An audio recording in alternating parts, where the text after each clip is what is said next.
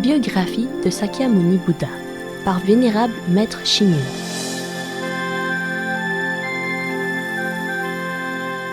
Chapitre 13. Chandaka et Kantaka. La nuit passa et le jour pointait quand le prince arriva au pied d'une grande montagne. Il s'était renseigné et savait que là, dans la forêt, vivait un pratiquant de l'ascétisme nommé Bhargava. C'était une grande et haute montagne. Dans les bois, les oiseaux chantaient et entre les pentes, des torrents ruisselaient. Dès que l'on entrait ici, le cœur irrité s'apaisait et le corps fatigué se détendait. Le prince ressentit une grande joie, il pensa « Ceci est de bon augure. Je pourrais peut-être trouver ici ce que je n'ai jamais possédé. » Profondément ému par cette montagne et ses bosquets enchanteurs, le prince dirigea son regard vers le fond de la forêt et il vit un homme porteur de merveilleuses marques physiques.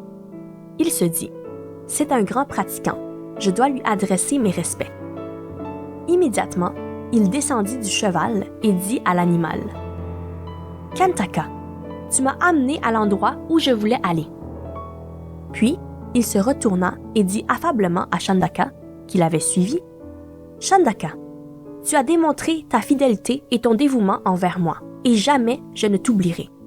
Partout où j'allais, tu m'accompagnais sans manifester la moindre trace de paresse ou de fatigue, ce qui est une preuve de ta profonde loyauté.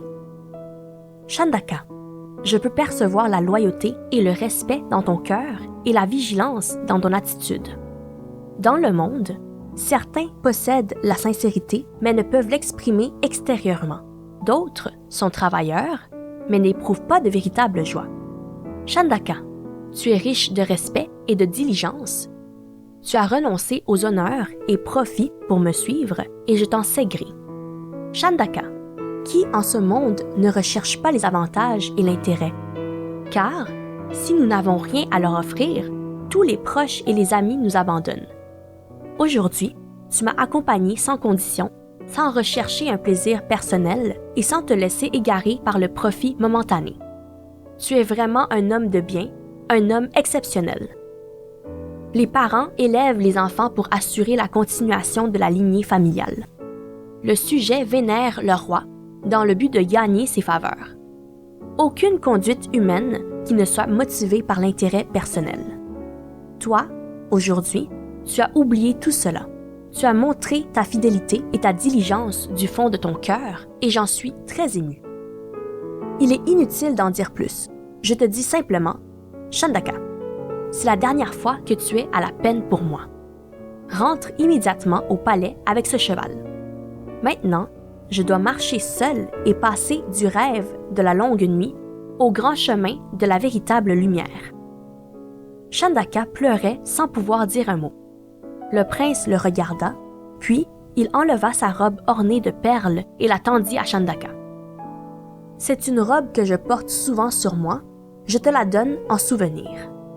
Elle pourra te consoler quand tu penseras à moi. » Puis, le prince enleva sa couronne sertie de perles précieuses et dit « Porte-la à mon père et dis-lui ceci.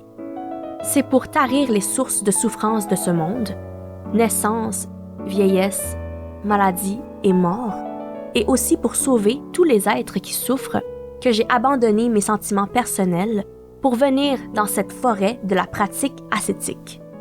Ce n'est pas pour chercher le mérite de renaître dans les cieux, ce n'est pas non plus que j'ai oublié les bienfaits de mon père, et surtout, ce n'est pas à cause d'une quelconque rancune.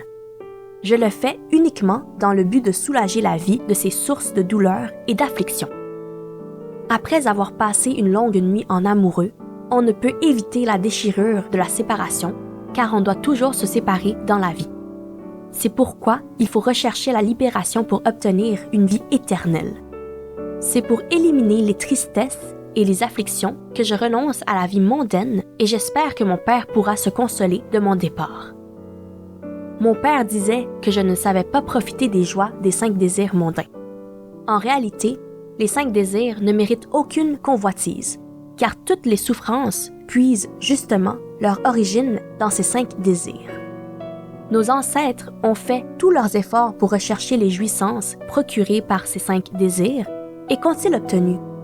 Même si j'accepte aujourd'hui la succession au trône paternel et jouis de ces plaisirs des 5 désirs, plus tard, ils me quitteront car ils ne pourront pas toujours me suivre. Ainsi, on ne peut parler de joie pour les 5 désirs eux-mêmes. Le monde est un cycle de contradictions. Durant leur vie, certains parents s'efforcent d'acquérir une fortune. Quand ils meurent, ils ne peuvent l'emporter et la laissent aux enfants qui, par convoitise pour ces biens, sombrent dans la déchéance. C'est pourquoi j'ai décidé de renoncer à ces abominables désirs mondains. Ce que je cherche, c'est l'éternel et inépuisable trésor dharmique de la vérité. On dit qu'il ne faut pas renoncer à la vie mondaine tant que l'on est jeune. Pourtant, on ne peut parler de moments opportuns pour la recherche de la vérité et du juste dharma. L'impermanence n'a pas de date fixe. Dès l'instant où nous sommes nés, la mort nous accompagne. C'est pourquoi je veux profiter de ce court moment de jeunesse pour découvrir la vérité. Voilà pourquoi je renonce et voilà pourquoi je le fais maintenant. Après lui avoir confié ce qu'il aurait voulu dire à son père, le prince regarda Chandaka et ajouta gravement: « Chandaka, n'oublie pas de rapporter ces paroles à mon père. Dis-le lui pour moi. Je ne garde aucun lien sentimental, j'ai déjà tout oublié. Qu'il m'oublie lui aussi. » Chandaka eut le cœur serré et les larmes aux yeux en entendant ces mots. Il joignit les paumes de ses mains et s'agenouilla en pleurant devant le prince. « Altesse, ne parlez pas ainsi. Vous devez savoir que ces mots vont accroître encore plus la peine de Sa Majesté. Vous dites que vous avez décidé de tarir toute affection sentimentale. Comment voulez-vous que son cœur ne soit pas blessé s'il entend ces mots? L'or et les pierres eux-mêmes peuvent être détruits. Comment votre cœur peut-il être si dur? Vous avez vécu dans le palais, votre corps est aussi précieux et délicat que les joncs d'or et les feuilles de jade. Et maintenant, vous prétendez vivre au milieu des bois et des ronces. Ces souffrances, comment allez-vous les endurer? Quand vous m'avez demandé de sortir le cheval, je me suis sentie très mal à l'aise, mais j'ai pris conscience de votre solennelle autorité et je n'ai pas osé enfreindre les ordres du prince héritier du Kapilavatsu. Et voilà que, maintenant, vous voulez renoncer à la vie mondaine. Vous devriez penser à l'affliction du peuple de Kapilavatsu, à l'âge avancé de votre père, à son amour pour vous. Je n'ose même pas y penser. Ce que vous voulez faire n'est absolument pas raisonnable. C'est plutôt une perversion. Madame Mahaprajapati a remplacé la reine pour vous élever. À cause de vous, elle a maigri de jour en jour. Comment pouvez-vous être indifférent envers ces bienfaits qu'elle vous a prodigués? Oublier les bienfaits reçus des parents, ne pas considérer l'espoir du peuple et vouloir tout abandonner dès que l'on a grandi. Voilà qui n'est certainement pas le comportement d'un sage. De plus, vous avez une jeune épouse et un jeune enfant. Le petit Rahula, comment pouvez-vous les abandonner? Altesse, vous avez abandonné votre père, votre famille et votre clan. Et maintenant, vous voudriez m'abandonner? Quoi qu'il en soit, je ne vous quitte pas. Pour vous, je suis prêt à tout affronter. Je ne me déroberai pas. Vous voulez rester ici et vous m'ordonnez de rentrer seul au palais. Comment vais-je pouvoir répéter au roi ce que vous m'avez dit? Si Madame Mahaprajapati et la princesse Yasodhara m'interrogent, que leur répondrai-je? Je me sentirai pétrie de honte et ne saurais rien dire quand je rentrerai au palais. En admettant même que je parvienne à répéter vos paroles, qui me croira? Si quelqu'un disait que le soleil est froid et la lune chaude, certains pourraient peut-être le croire.